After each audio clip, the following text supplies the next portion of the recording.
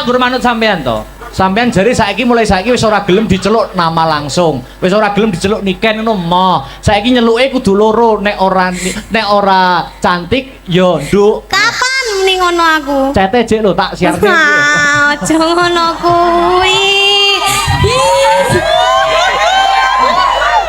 Jan. Atiku ndruwodok ngene iki Mas Mangan. Lah sampean yo ngono kok. Apa? Sampean aku gale nyeluk Mas asline lek ning chat. Loh, lah nyeluk apa? Sayang, ayo. Lek Mas ning chat ngono kae kon nyeluk sayang. Nek enggak tercinta, ayo. Ora aja bahas sing ora-ora ya. Lah sapa sing bahas dhisik kuwi mau sapa? Aja krungu wong liya ben sing ngerti awake dhewe wae. Oh iya.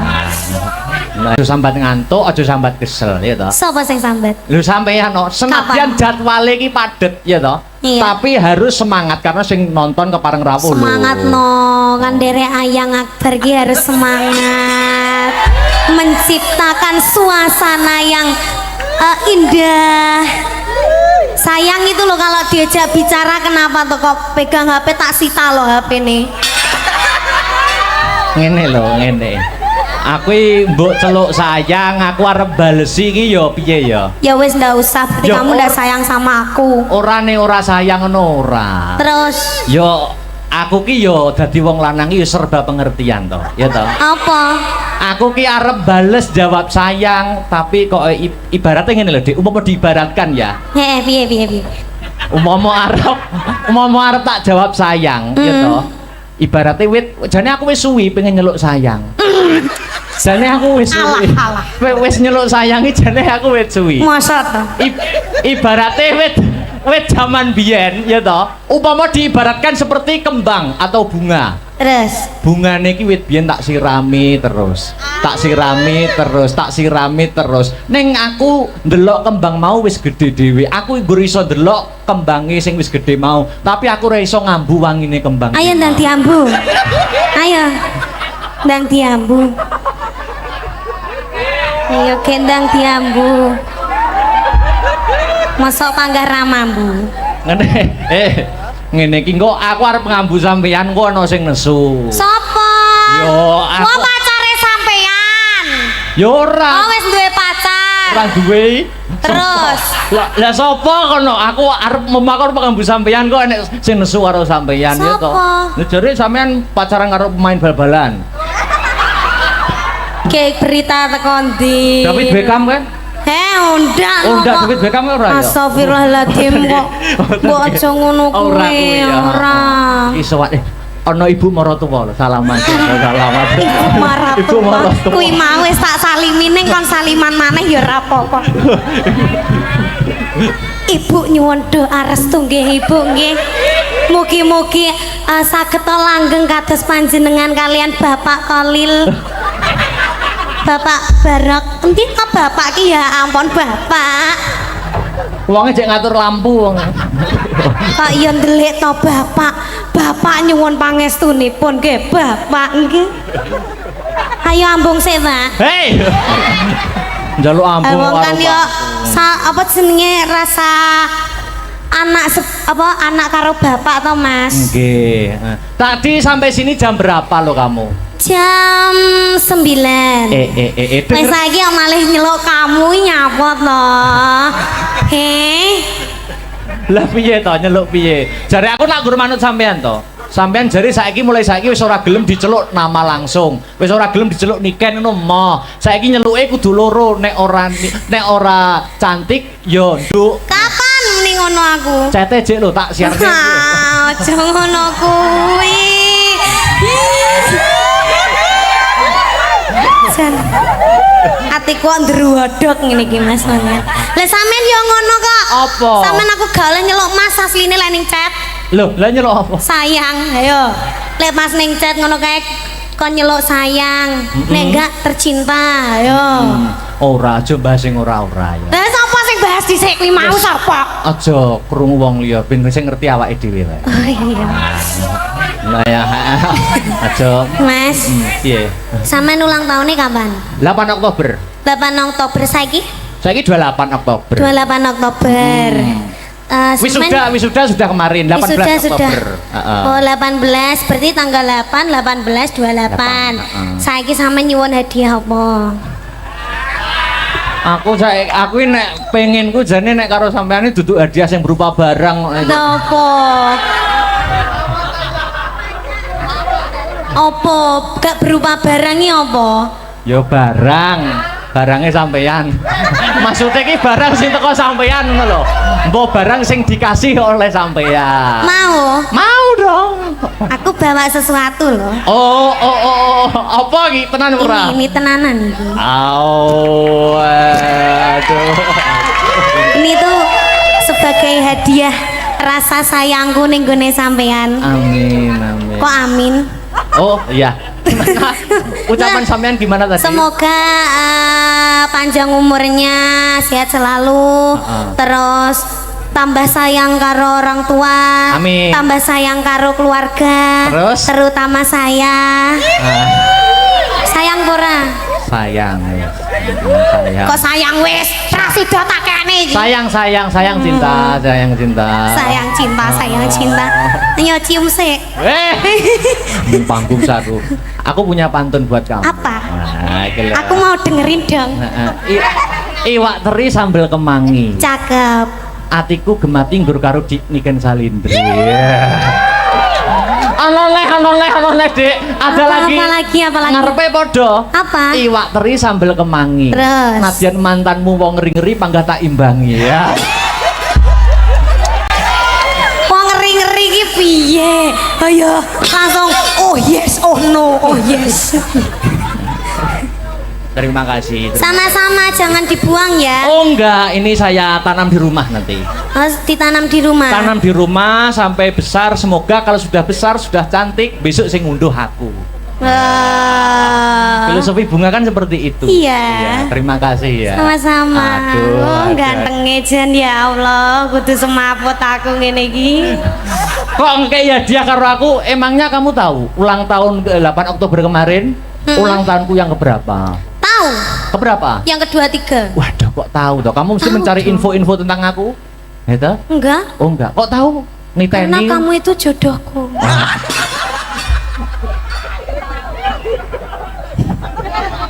Ngene iki seneng kono ndelok ya apa wis goblok.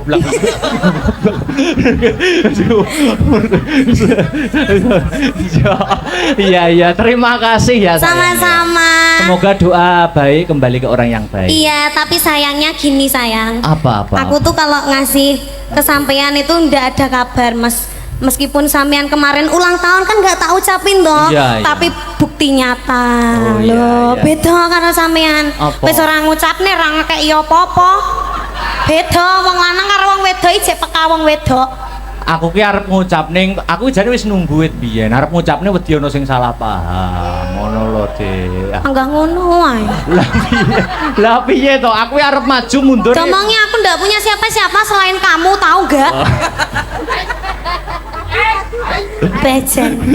Ini ki batine apa jenenge batine bapak mertua ngene iki wah. Ki caluro ki jane omong apa.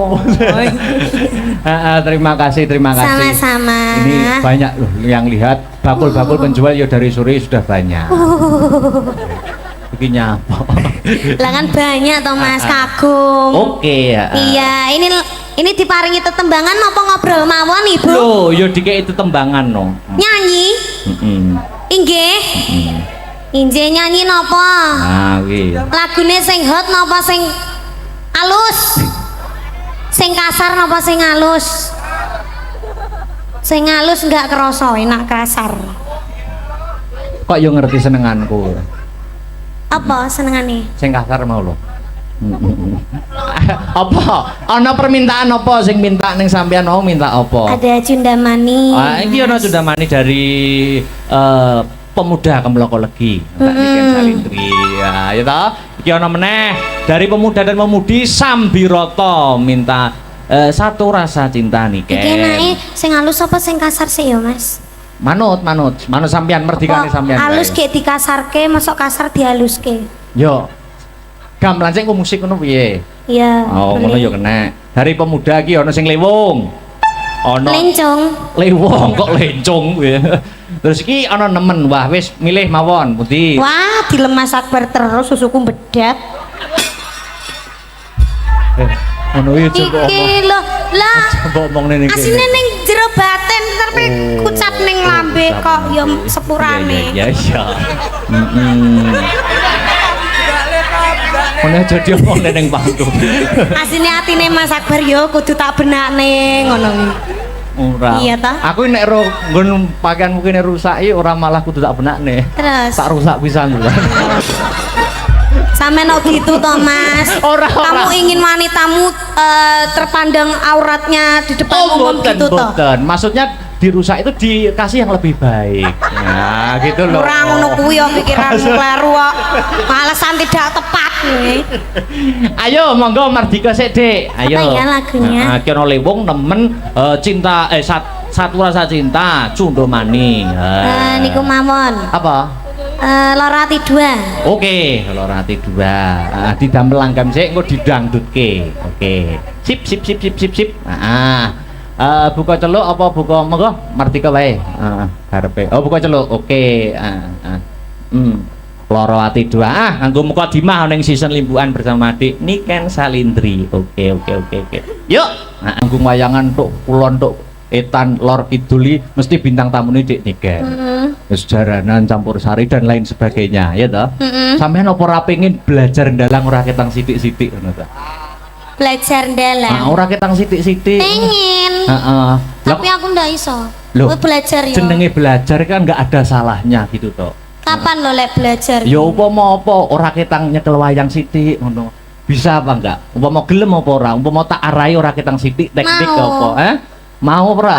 Mau tenan ora? Mau. Aja mesam-mesem tak rabi kapoke kok. Gelem Mas. Lo kok gelem Mas? Upama tak arai teknik memanah wayang Gimana? Caranya gimana? gimana? Aduh, Gimana? Gimana caranya? Mama sampean duduk sini, aku di belakang gimana? Boleh. Boleh duduk Kamu sini. harus pakai ini ya, ndak bisa pakai gini. Nggak bisa, Oh. karena nggak ada yang buat nyelempet ini. Sini, maju. Maju. Mama sini, mau duduk sini. Aku mbok pangku. Ojo no. Oh sakit. Aku minta apa ya ampun, sakit apa enggak? Piye? Sakit apa enggak? Duduk sana. Duduk Madep sana. Oh iya, madep. Opan. Tuh. Iya loh. Wis barang wis sak nyamanmu. Ngene iki iman kuat, Imron sing ora kuat. Oh, namanya Imron. Kadang Kok jelek sekali? besok tak ganti Dargombes. Ini mama ada wayang ini namanya tokoh Arjuna. Oh, Arjuna. Tak ajari teknik memanah. Oh, memanah itu gimana? Oh, memanah itu gini ya. Memanah ini gini, ya toh? Ya. Ini gini dipegang. Heeh. Dipegang. Lah ini ditarik, seret. Panahnya ditarik, panahnya dilepaskan. Terus aduh kena niken. Begini apa? Lah kena aku loh. Bisa apa enggak jajal? Dipegang. Ini pegang. caranya megang gimana? Ditempelkan ke geber, kelir, nah ya toh. Iya. Ditempelkan ini tangannya dipegang di sini, ya toh, di sini ya toh. Anu, ini bokongnya agak diangkat bokongnya. Oh, Bokongnya wayang, bokongnya bokongnya wayang. wayang. Kok bokongnya kamu? Kalau bokongnya kamu jangan di sini ya. ini tangannya ini gimana? Ini anu kalau silo nggak bisa ya? Nggak bisa. Oh, tak silak nih piye? Maksudnya ditata nih lo. Ini dipegang sini. Ini tangan ini gimana ini? Itu betul. Ini Terus? dipegang gini ya. Dilepaskan. Panahnya yang dilepaskan. Ini. Lu jari Pak kena limbu lho. Terus? Bisa apa enggak? Sudah paham apa belum? Sudah. Bisa Paham? aku bisa. Ayo diulangi lagi. Ya, diulangi lagi. Sabar. Kok kayak mulang guru apa jenenge? Apa? Capaut to, Mas? Gawean paling ngangeli ngomong niken kok jan tenan. Wah, ngono. Lah, ngene. Ini tangannya lurus, tegak lurus ya toh. Nah. Tangannya ke depan, gini. Tuh, kamu gini, Awas ininya tangannya. dilepaskan. Ininya Oh, ini. cul no dek, kue Wes, Mas. enak nan. Oh, jan lega tenan. Penak toh? Penak. Andani kok. Domongi kok. Wis. Wis. Engko tak privat neh ning omah ya. Jan rasane mak teratap semriwing kok, Mas. Jan. Hati-hati. Panas mentoban ambune jan. Duduk sini dulu duduk sini dulu. Nemeni aku. Heeh. Ya ini ada lagi bintang tamu saka. Oh, ada binatang tamu. Ya, yang gantengnya lebih dari aku. Oh, tapi ndak mau. Lah apa? Aku sudah dibutakan olehmu. Wow. Anu namanya Mas Miu. Oh, Mas Mio. Miu. Kayak montor ya, Mas ya? Wih Miu. Ayo Mas Miu kesini ngancani aku sama Dek Mio Niken. kuk kemari kuk. Ayo mari lari. Mio kuk kemari kuk. Ayo lari. Mio kuk kemari kuk. Ayo lari. Amin. Ini lagu apa jadi? Aja dipelera yo sak rambane, sak ramban memanahnya. Iya Ya, sudah. kapan AA latih lagi ya. Iya, Aa.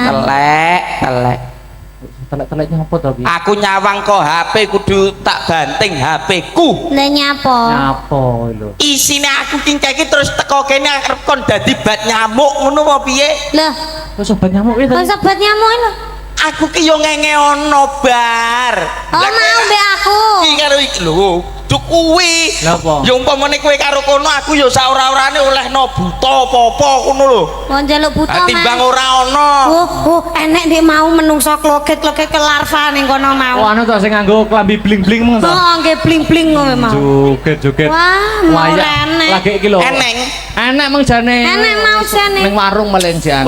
Apik. Iki Isih keki mangkal. meh aku metu ora dandan ngene. Lho nyapa? Nganggo jas no. Kok iso? Lho eneng lanang eneng wedok aku sing dadi naipe. Oh. Masuk ra? Masuk. Lah iya, masuk ra? Iya. Lah. Heeh. Oh nek iki asline wis nek iki.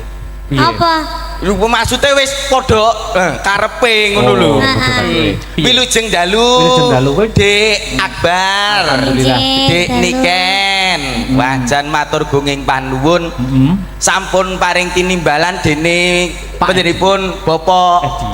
Edi, Bapak Dewan, Bapak Edi Santoso, anggota Dewan DPRD Dapil Komisi 4. Nggih, matur sembah. Kowe rene, Nduk.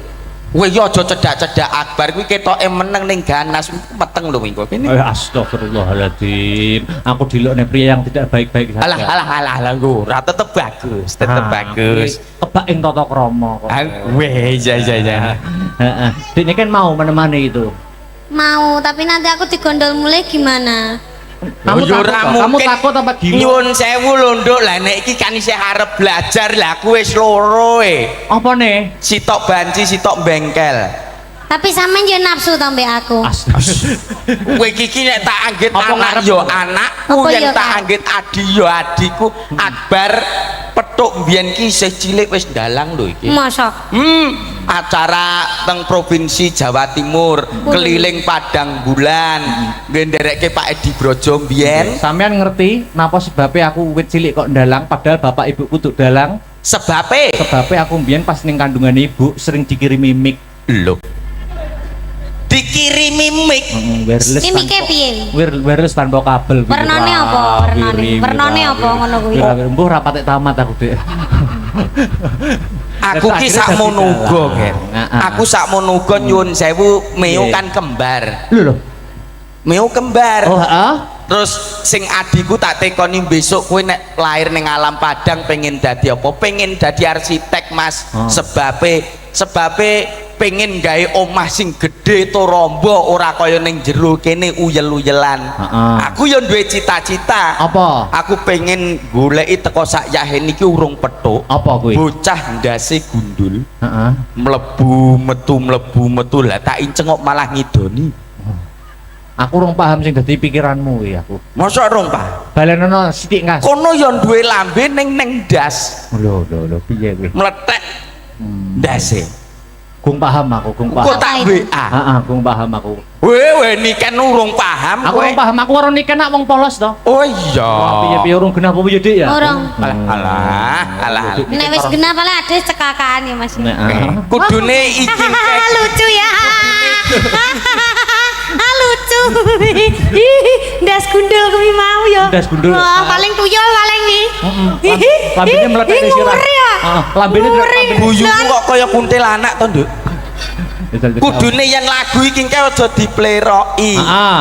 Ya nyuwun sewu anu adroe wonten Mas. Remen gamelan karo kita. Lulu iki eneng orjene. Oh, iya. Ya Nabi salam alaika Ya Rasul salam alaika Ya Habib salam alaika Salawatullah alaika. Kok meneng bae kok ora ngadeg kowe? Lah jare selawatan ki aku mesti linggo lho. Iya maksudnya karo nggih sepote Ono to, sliramu. Kang Mas. Jelasno to, jelasno. Jelasno to, Sing Kakang jelas to. Mas. Kacang Mas sing jelas. Mlakumu biasa lho, Nduk. Kowe Kakang. iki biasa bareng bar lungguh kono mlaku malih centit-centit kena apa kowe? Lho kan ben cantik, Lah, kan ya, memang feminim, wedok wanita ngono kuwi. feminim. Oh, Mana sih kamu Heeh, kamu. Wanita iki yang feminim ngono ya. Dadi mlaku bareng ngono ya ngene iki. Wajah. Wis kenal apa urung to jane? Sindi Wis to. saling kenal apa belum sampean sama Dik Niken? Aku ki gong pati Niken. kenali mbek iki kok. Salaman sik, Aku kenalan ki sik. mbiyen raiku bagus. Bagus. Biyen Bagus piye to? bagus. Heeh. Saben main karo iki njur ditoyori wae lambeku kok. Oh. Weh, aku pengen selawatane gawe lambe, iso. Weh. Lho piye iki? Selawatan Piye ndek nganggo. mau selawatmu mau piye? Selawatmu kowe mau piye? Oh ngene lho Mas. Sik to kowe iki ora Iki lagi ditakoni cedak kok. karo iki ngono kowe wis ngene lho. Dadi umpama jaman ketoprak ludruk, Nih. biyen ki umpamane tangan rene iki ora sampe kena sing muni ngisor.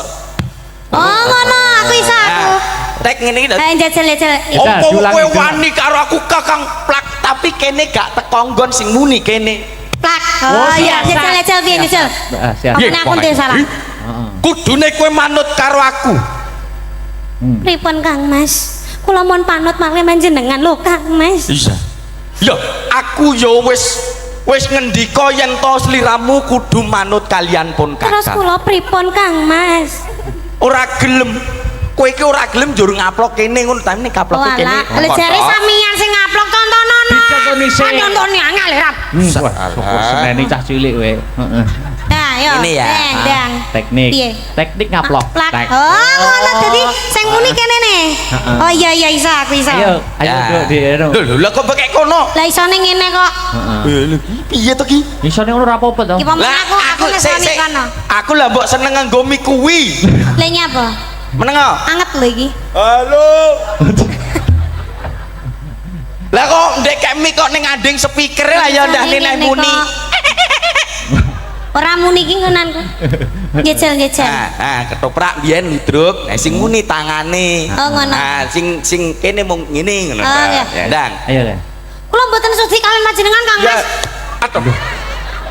Bener wi wong sing isor plek kok, sing isor plek kok. Plek kok sing isor Sing kene. isor plek. Tapi bener. sing kene kebanteren. Lah terus piye? Tangan iki, tangan kene, Nduk, tangan kene. Oh, kuwalik paling Walik, Duk, walik, paling Duk. walik. Ah. Iya. Kulino ngede. Oh, ayo dibaleni Duk, baleni Duk. Dadi kene mung ngene lho tok sing muni kene. Iya. Nah. Kula mboten nyepurane panjenengan lho Kang Mas. Kang Mas. Monggo badhe menika setunggal-setunggal nggih. Iya. Nggih iya. ae. Seneng kancane Ayo bener nyonyot. kok plek pek ngono. Asem ke wajan suwe ra petuk ya Suwe no. ra kepethuk, Nggonmu Kang Mas. saiki kok mundak gingsul. Gayane ra mutu Iya gingsul ketularan sitok. karo Mas Akbar. Gaya lah.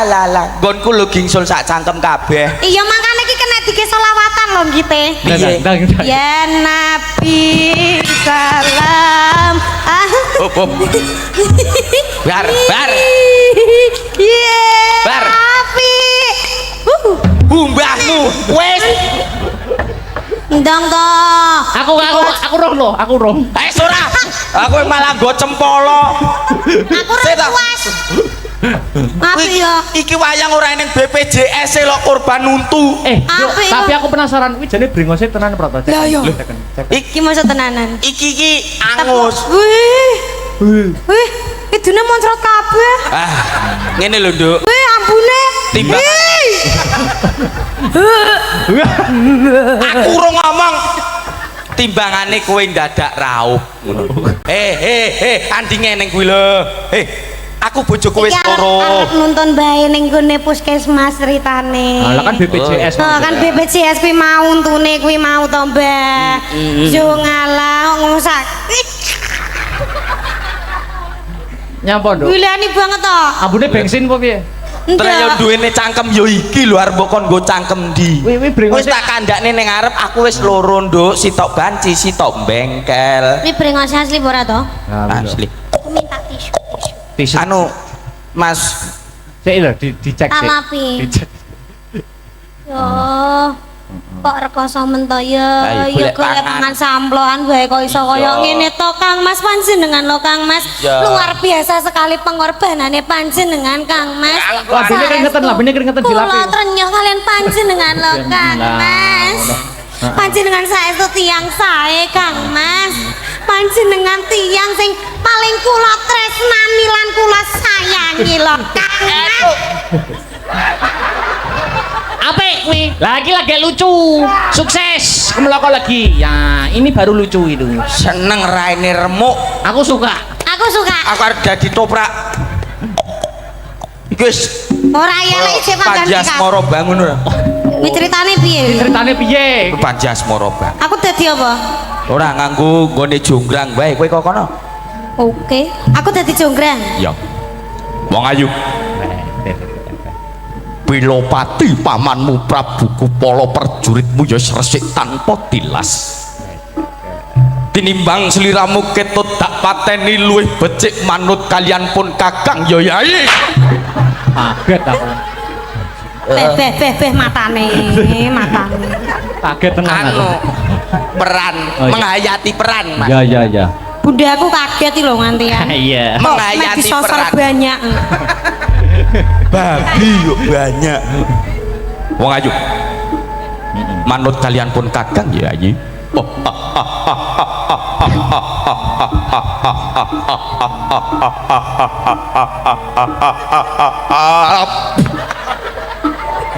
Wadah apik kuwi kok Ojo banter-banter tukei lu. Lah ben kok ora ngamangap maneh kok.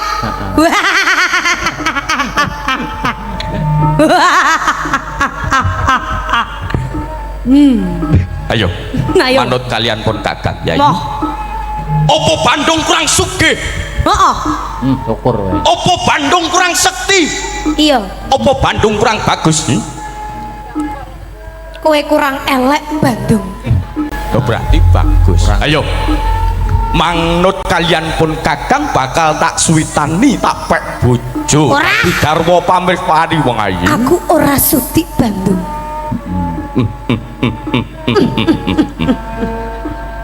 Kowe kok nerokke aku? Apa urusanmu? Gak apa-apa. Kowe wani mbek aku kok. Kowe mentang-mentang kowe dadi Bandung, kowe wani kowe karo aku. Ya apik. Bar. Sanggit anyar iki, apik. Bar. Iki Kowe kok luwih, kok luwih galak timbang Bandung bar. Apik. Anu Kowe ora ngerti sapa sing tak kedani. sapa? Kae. Ora ngerti kowe. Oh iya. Wani kowe. Sik hop yen ngono apike ngene. Piye? Jenengan dadi Bandung, aku tak sing dalang. Oke, siap no. Fragmen. Bandung ki biasane ora disetujoni karo Roro Jonggrang. Nah sing dadi Bandung saiki Mas Akbar. Sampeyan sing dadi Kowe engko mesti ditolak. Truk. Wase ngono. Rina pantaran ning wengi ora ana wanita sing tak penggalih, ora ana wanita sing mlebu ning jantungku kejaba mung sliramu wong ayu. inggih Bandung. Bar. Bandung. kula tresno kalian panjenengan lo Bandung. Dasare Roro Jonggrang kuwi seniwati. Bandunge seniman. Besok awake dhewe nek wis rabi, ya toh? Iya. Ngarep omah dibangun pendopo, kei gamelan, cah-cah tabuhan awake dhewe ngrungokne. Oh, Kang Mas. Duh, mentah romantis Minta ya. romantis ya. Kang. Telek. Hei, iki wae ngono ngetokne mik. Oh, apa mike nganu kecokra untu. Keduwuren. Piye to ki? Kowe iki roman ya roman, aku rung mapan nih mbok tinggal. Lha iki dipiyekne karepmu? Mike keduren Mas. Rodok ndek deloken mau mik teko moto. kuwi. Iki ora mike sing salah. Apa? Cangkemmu kegeden. Mike kurang ngisor. Nah, Roro Jonggrang, Dalam Kang Mas. aku ana kabar anyar kanggo kowe. Nopo Kakang Mas? Apa ora roh yen to negaraku saiki ana maling. Sinten Kang Mas? Malinge ora ana liya, malinge kepengin ngruda paripeksa aku, kepengin mutus Kang Sarto ngorak-arik hubungane awake dhewe, Jonggrang. Itu tidak bisa dibiarkan. Gak iso biarkan. Ketemu wonge gecek antemi nganti mati. Aku wae Mas yang maju Mas. Lha kuwi malinge. Wah!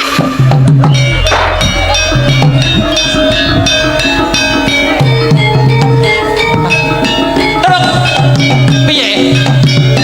Piye? lakone apa?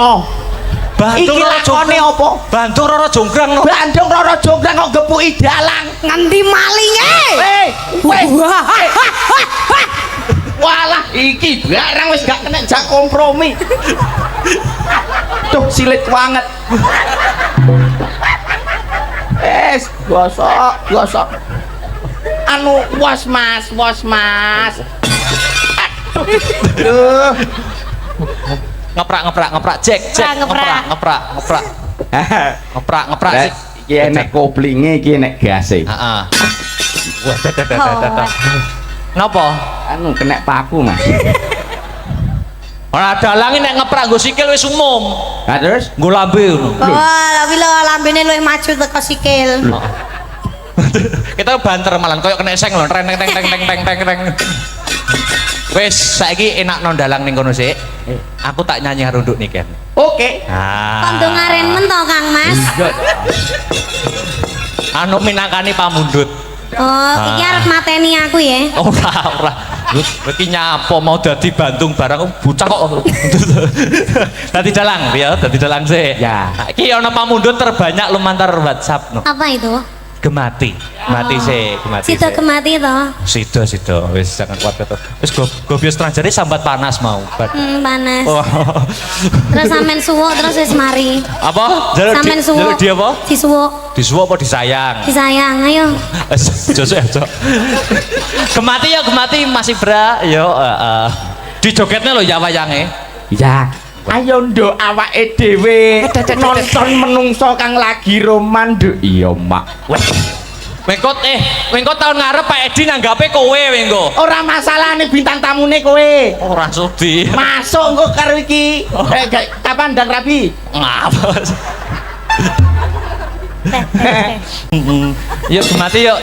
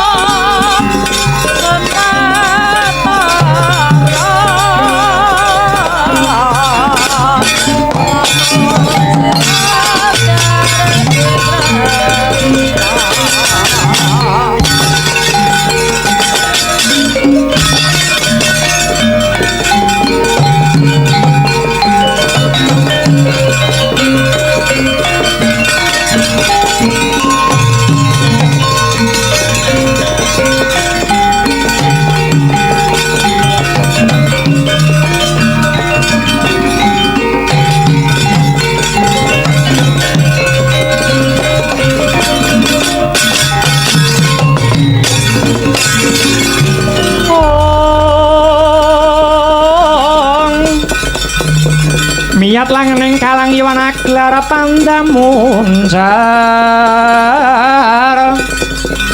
Ong tinon lir kekonang surem soroti tanpa padang kasor lan pajaring purnameng gegono dasare mangsa katiga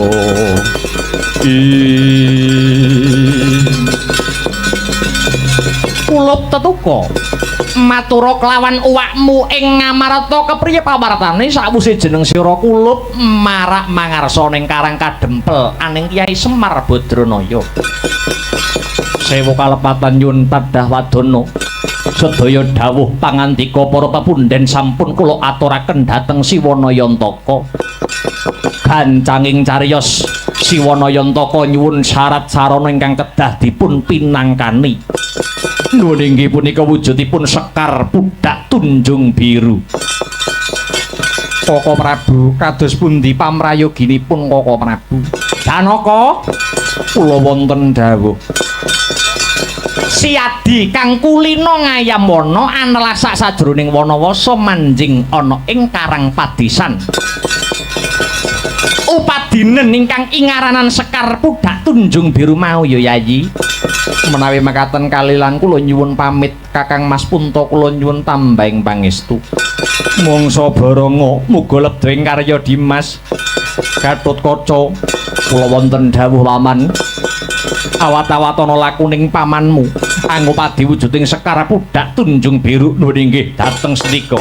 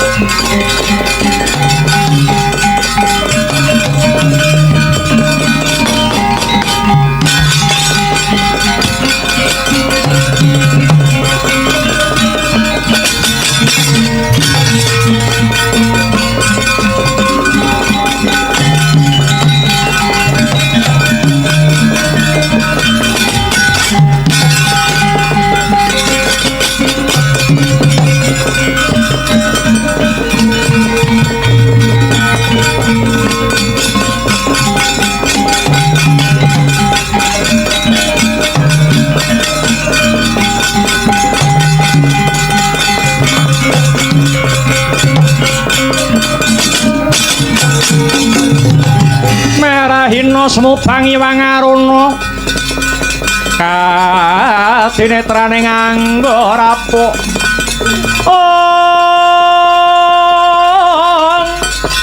sadaning kukila ringkan negara saketer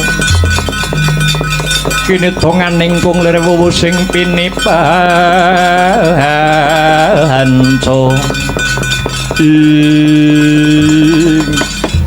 Bong ilahing nama Sidam Sidi Sekaring Buwana Langgeng ulun waspadakake kaya wayah ulun Lesmana kang sowan ana kahyangan alang-alang kumitir sumengko pengawak bojro kang dadi lakumu ana parigawe apa nuwun inggih Duh Hyang padha winenang kula marak sowan awit wonten prakawis ingkang saklangkung wigatos Lesmana nyuwun lumunturing sih kanugrahan saking paduka pukulun ingkang arupi Sekar Pudhak Tunjung Biru Sekar Pudak Tunjung Biru kinarya kula badhe hamboyong Kyai Semar Badranaya. Kulup Lesmana samendang tan karempit atur kita wis ulun tampa kanthi trawaca. Kita ora kleru menawa nyuwun Sekar Pudak Tunjung Biru marang jeneng ulun awit ya ana alang-alang kumitir kene papane kembang mau kulup. Lan wis titiwancine kembang mau linggar saka wasta ulun. Tampan ana ulun ora ora nggone masrahake kulup.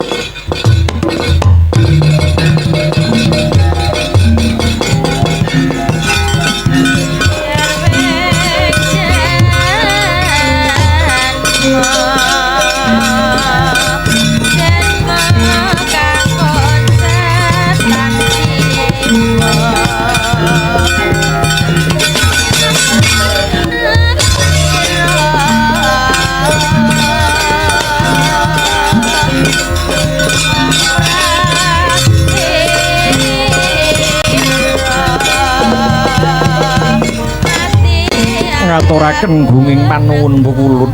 Iya, kula Lesmana tiba sepadha-padha. Sakwise sira sembada ngregem kembang Pudak Tunjung Biru, kita aja pegat ing pengati-ati nggih Lesmana. Ngestaken dawuh pukulun, rening sampun kasembadan panyuwun kula, keparenga kula nyuwun pamit badhe wangsul wonten Pancawati. Iya Lesmana, ulun nyangoni Raharja.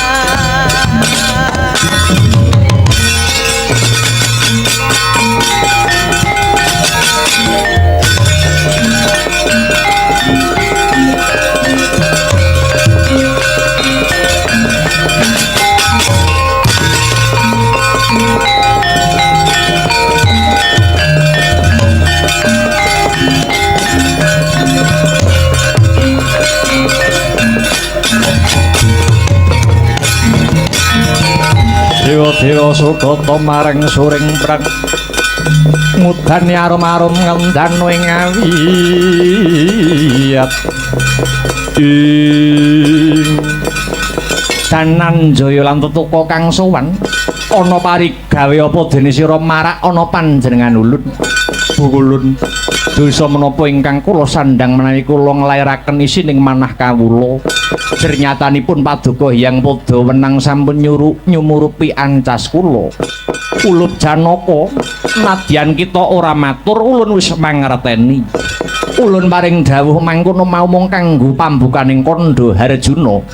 Kita sowan marang ulun bakal nyuwun tumedhaking Sekar Pudak Tunjung Biru minangka cihna mboyong marang Semar Badranaya. Nanging kawruhanana kulup Sekar Pudak Tunjung Biru wis ulun paringake marang Lesmana Widagda utusan saka Praja Pancawati. Waduh pukulun, Ormaos lingsem Janaka nyawang soroting Basanta menawi kula wangsul dereng mundi Sekar Pudak Tunjung Biru. Janaka, hayu mopo rasamu? Kalamunta Sekar Pudak Tunjung Biru bisa uwal saka astaning Lesmana, ndak kira ora kurang jalaran nyuwun pangestu liwata tepining lepen tempuran kang bening banyune. Supaya kasembadan sediamu he Janaka. Kumaling si cinceng kuling jakune kuro rame amalungi mertanggane wancine wos gagah tenjang tentang panjerina mencorong lir mangajab ing projen ayo tumandang makarya kumaling si cinceng kuling jakune kuro rame amalungi mertandane wancine wos gagah tenjang lintang panjerina mencorong lir mangajab ing projen ayo tumandang makarya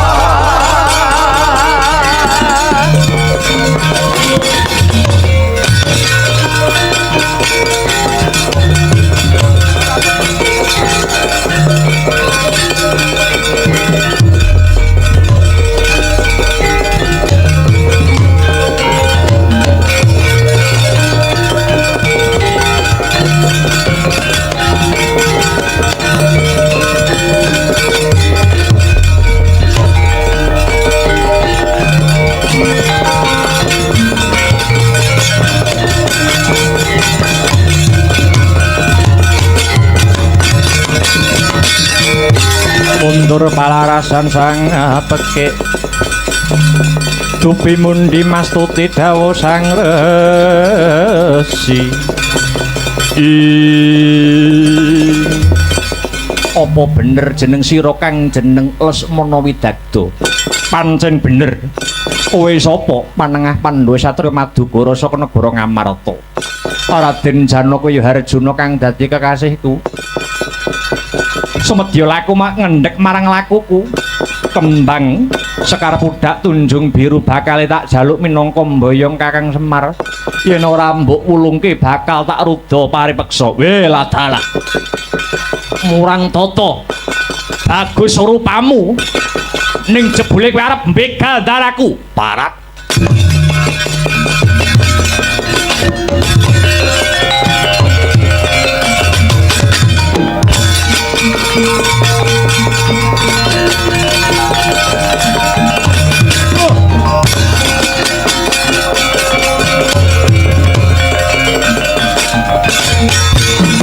Wah, iki musuh lawas.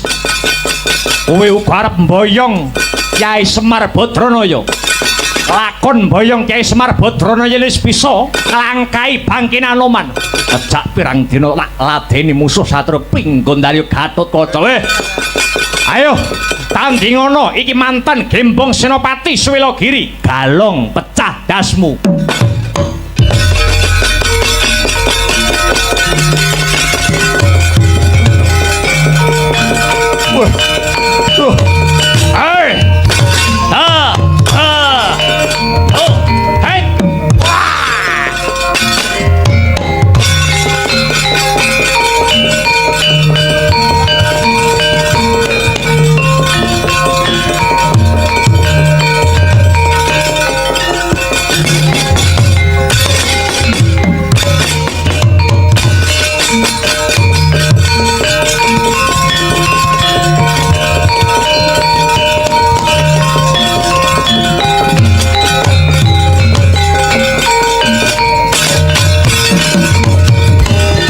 Gagat denira rebutan Sekar Pudak Tunjung Biru.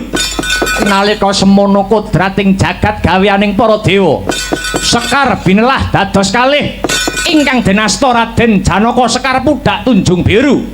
Kang diasta dening Raden Lesmana amung wujud cangkokipun kang winastan Cangkok Wijayamulya.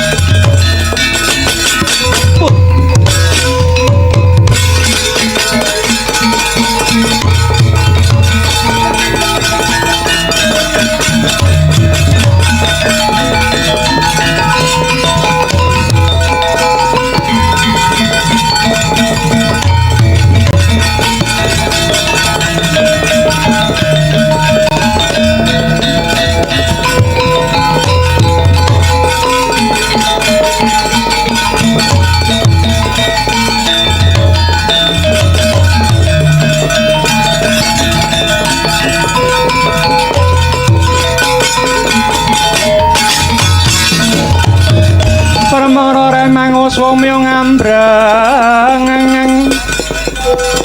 kati karunaning kaswase aneng marga memalatku risang gondo wastrat mojo lang-lang lalu hangulati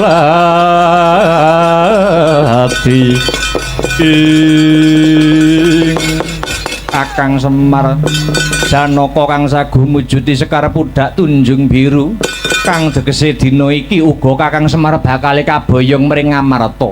Aja percaya Kyai, sejatine sing nampa saka Hyang Padha kuwi Lesmana luwih dhisik nanging direbut dening Panengah Pandhawa nganti aku mau ngantukake cangkoke wae. Sampun cukup, stop. Ampun do regejekan. Kembang lan cangkok bisa pisah niki saged dados pralambang kagem Ndara kula Janaka lan Ndara Lesmana. Ndara Lesmana kalian Ndara Janaka niku sejatine siji ning taksih kapisahaken. Benjang dados tunggilipun wonten lakonipun piyambak. Cobi mang pirsani. Badhe kula gathuke mlih wujuding kembang langcangkokipun Ndara.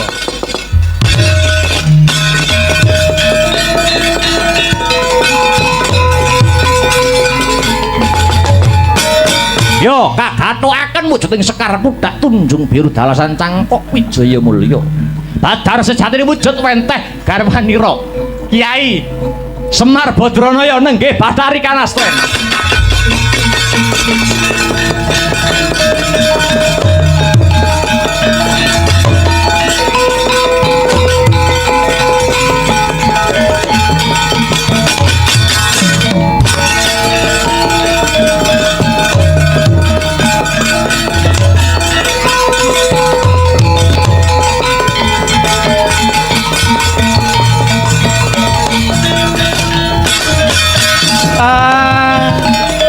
Kembang lancang kok ndak dadekke siji Badar wenteh bojoku. Kanastren. Inggih Kyai. Piye? Kowe sowan Sang Asih Prana. Ya yang padha winenang nampa dawuh apa? Kyai, mboten kenging kisah saking Nuswa Jawi. Sampun pundhak anggenipun Kyai Semar momong dhateng Praja Pancawati. Sakmenika gantos momong dhateng Praja Ngamarta momong para Pandhawa Kyai.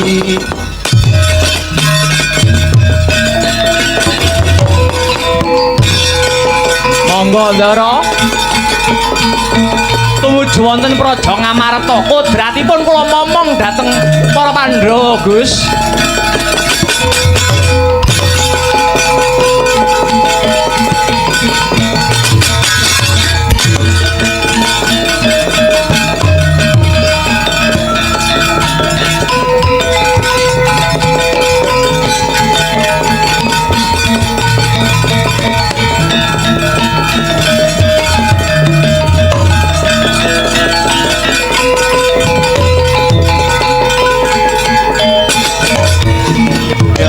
Laruta saking Gudha Sakura kula yen atanamu kusa sang Sri.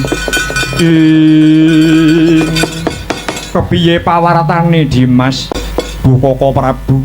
Ngaturi ketiwasan kula sampun nampi wujudipun Sekar Pudak Tunjung Biru ananging dipun rebat kalian panengah Pandhawa kekasih Raden Janaka.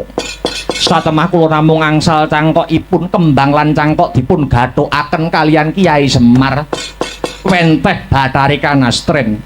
Bathari Kanastren paring dawuh menawi Kyai Semar kinen mapan wonten ing Nuswa Jawi amomong dhateng para Pandhawa. Nanging kala wonten pangandikanipun Kyai Semar ingkang ganjel sajroning raos kula Dawaka Prabu.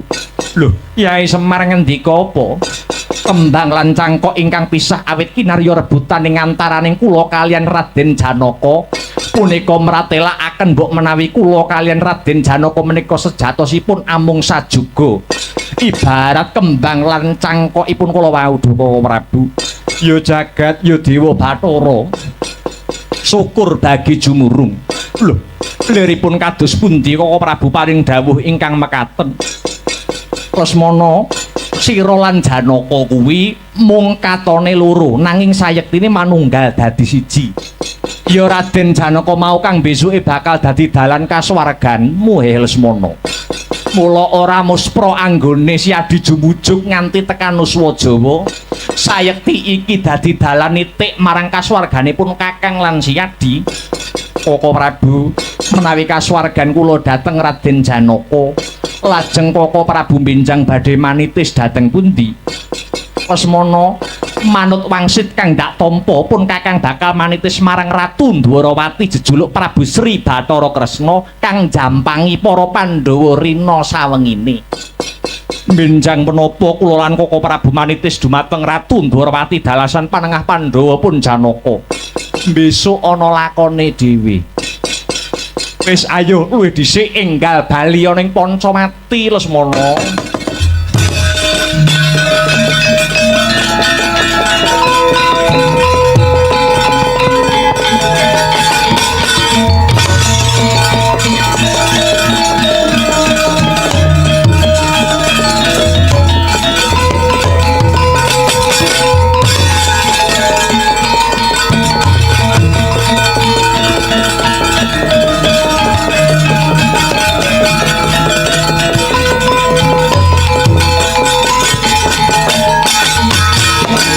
Weh latalah gagar wikar tanpa karya anggone Praja Pancawati mboyong Kyai Semar. Sajake sejarahe Praja Pancawati bakali rampung bakali pundhat. Bendaraku Prabu Rama lan Raden Lesmana katone sedhela maneh ya bakali manitis marang satriya ana ing Nuswa Jawa. Ya Anoman ora bali ana Pancawati. Ora bakal jogar anggonku semedi, aku bakal tetugur ana Gunung Kendali Sada. Yen durung ngantuk pepadang tumrap nasibku dhewe, Anoman ora bakal jogar anggone malah diening.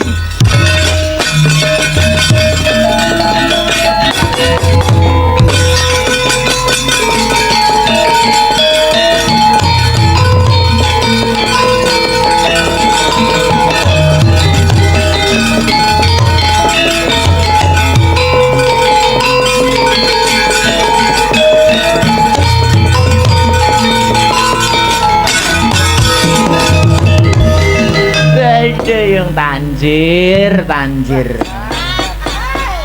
Druhun Simonon tenan. Negara Ngamarta Pandhawa sing somboyong Kyai Semar Badranaya. Kurawa. Ayo barisan witing kelapa dibuka, barisan witing kelapa. Ngebyuk para Pandhawa pateni.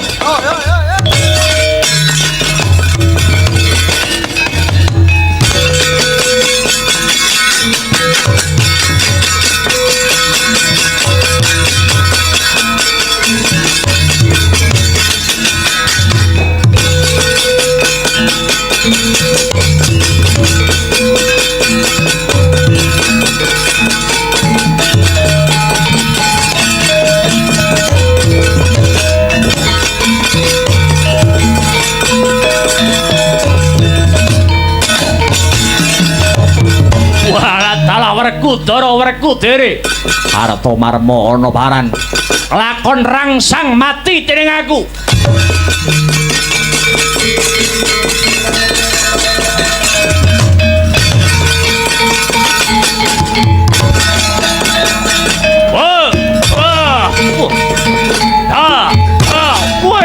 Mati aku.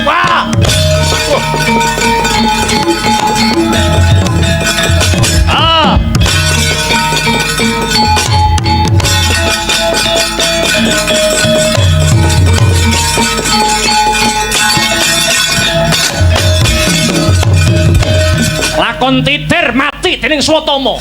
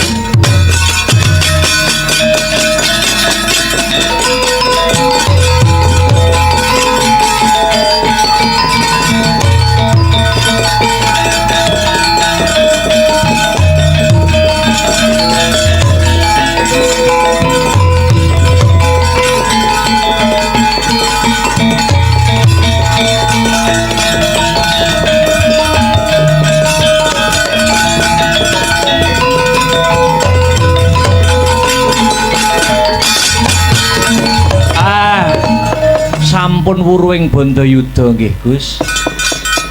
Ingkang baku sing ruwet pun udar, sing peteng pun padang. Semar ingkang kasembadan boyong dhateng Ngamarta maratandhai nilap panasmara bumi utawi wahyu pamong niku sampun paripurna. Iya Kyai Semar aku melu nyekseni. Sing becik dadya patuladan ingkang ala kagilesa anut lakuning jaman. Menawi kula nggelar seratri wonten tembung sak kecap tindak sak pecak ingkang boten meranani kula sak kanca nyuwun lumunturing sih samudra pangaksami pungkasane ngatur billahi taufik wal hidayah waridha wa inayah. Wassalamualaikum warahmatullahi wabarakatuh.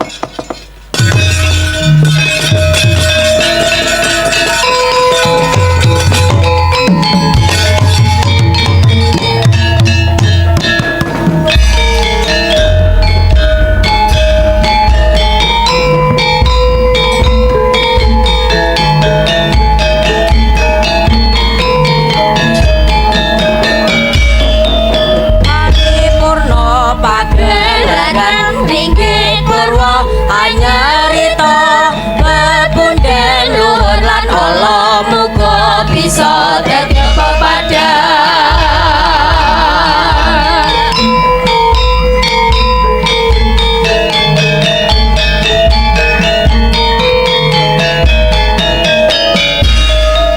paripurna pagelaran ringkih purwa anyarita bebudi luhur lan ala muga bisa dadi pepadang.